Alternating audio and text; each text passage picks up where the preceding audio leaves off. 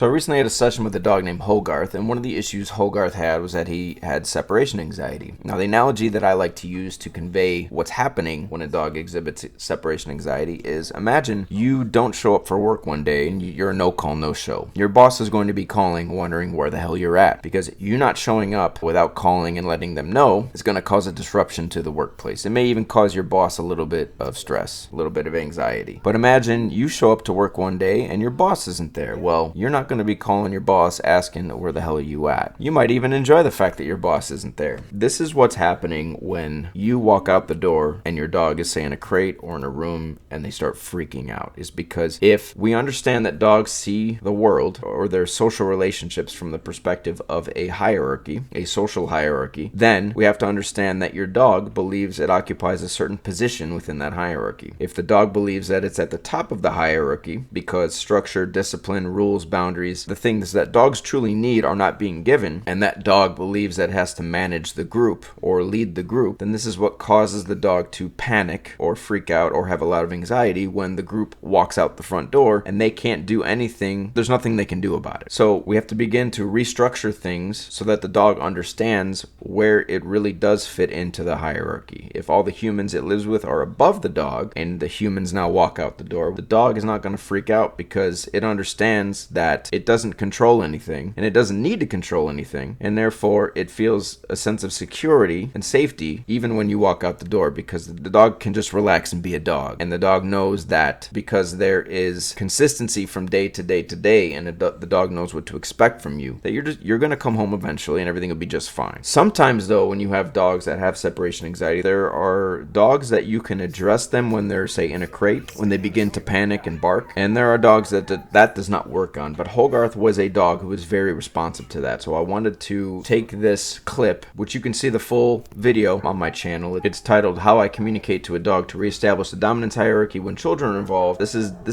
second part. So all I'm doing is, as soon as we begin to walk out the door and Hogarth starts to bark and panic, I immediately address him, let him know that I do not want him to do that. I do not approve of it. And Hogarth responds very well. So then it's a matter of just repeating it and repeating it at the right times. And so you'll notice that as we continue to address Hogarth, he actually starts to calm down. He begins to lay down in the crate. This is just an opportunity where if you have a dog who does have separation anxiety, this is something you can try and see if your dog is one of those who responds very well to it, because this is something that you can address very quickly if your dog does fall into that camp.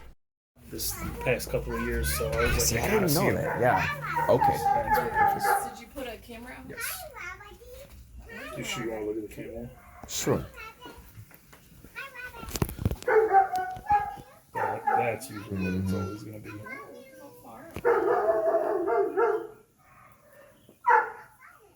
Definitely talking to the neighbor now. Close now. Right. This is where it doesn't work. Let's see if we can. Hey.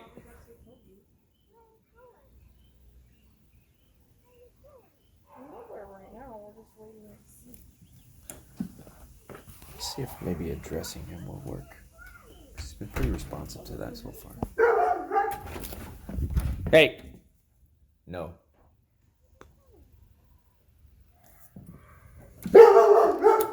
Hey. Hey. Shh. Shh. Shh.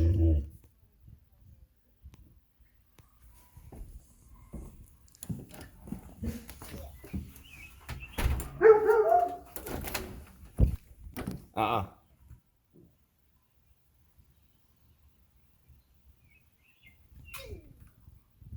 Hey. No.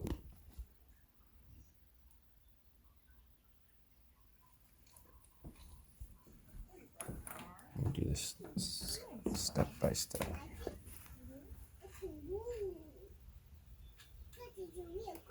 He's listening when I tell him. Oh, perfect.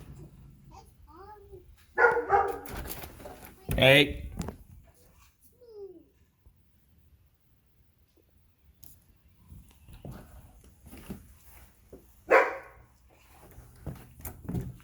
No.